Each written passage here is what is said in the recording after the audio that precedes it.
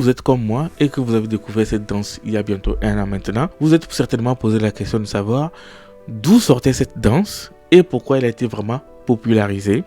Il faut noter que c'est le petit frère bien sûr du Zouglou. Aujourd'hui, nous allons découvrir l'histoire, la philosophie de ces deux ambiances musicales afin de répondre à cette question.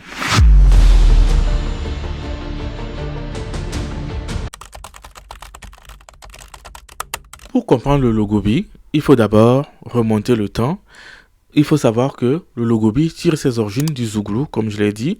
Et c'est quoi le Zouglou? Le Zouglou, d'abord, une danse née dans les années 90 en Côte d'Ivoire et qui a été popularisée effectivement à cette époque aussi.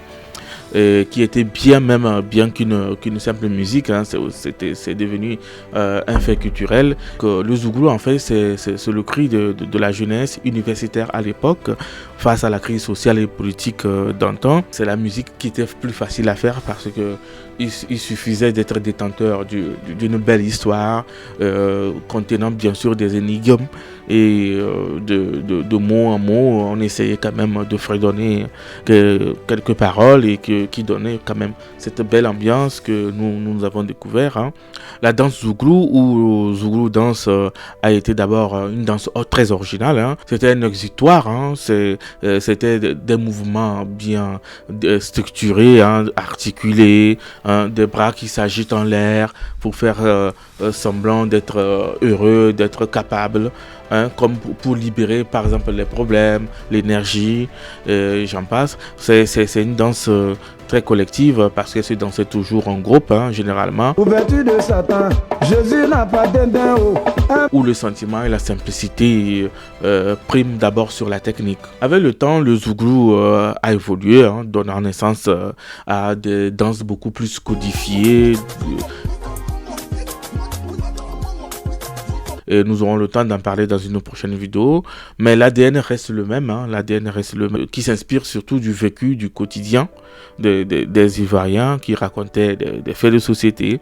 Et d'ailleurs, je vous conseille de chercher, hein, vous écouterez les Zouglous, vous comprendrez quand même mieux la société ivoirienne, bien qu'elle a évolué. Le terme nous vient du Nouchi, qui est une langue très populaire en Côte d'Ivoire, hein, et qui signifie faire le malin ou s'amuser. Donc, comme son nom l'indique, c'est de s'amuser. Donc, le Logobi est apparu beaucoup plus tard, hein, en France, auprès de la diaspora africaine, hein, dans les années 2000, entre guillemets. Et ceci a été vraiment popularisé par les jeunes, hein, qui ont fait beaucoup de challenges musicaux dessus et qui se sont défiés d'ailleurs, qui danse, qui fait le meilleur Logobi. Et par exemple, ici, le gestuel est différent, hein.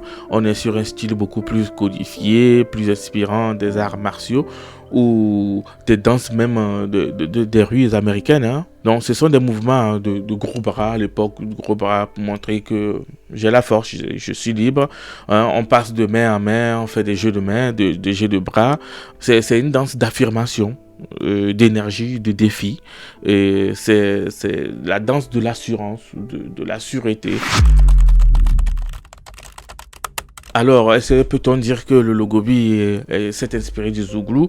Mon avis, oui, effectivement, sans doute, hein, mais cette inspiration a muté parce que de génération en génération, forcément, il y a des mutations, même ce qui se produit généralement aussi au niveau des langues et des perceptions. Il faut savoir aussi que le lien direct entre le Logobi s'affirme ici aussi par ce lien entre le coupé-décalé.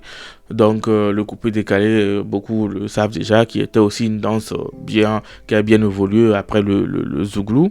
Donc souvent cité comme une ramification, hein, du Zouglou effectivement et du modernisme.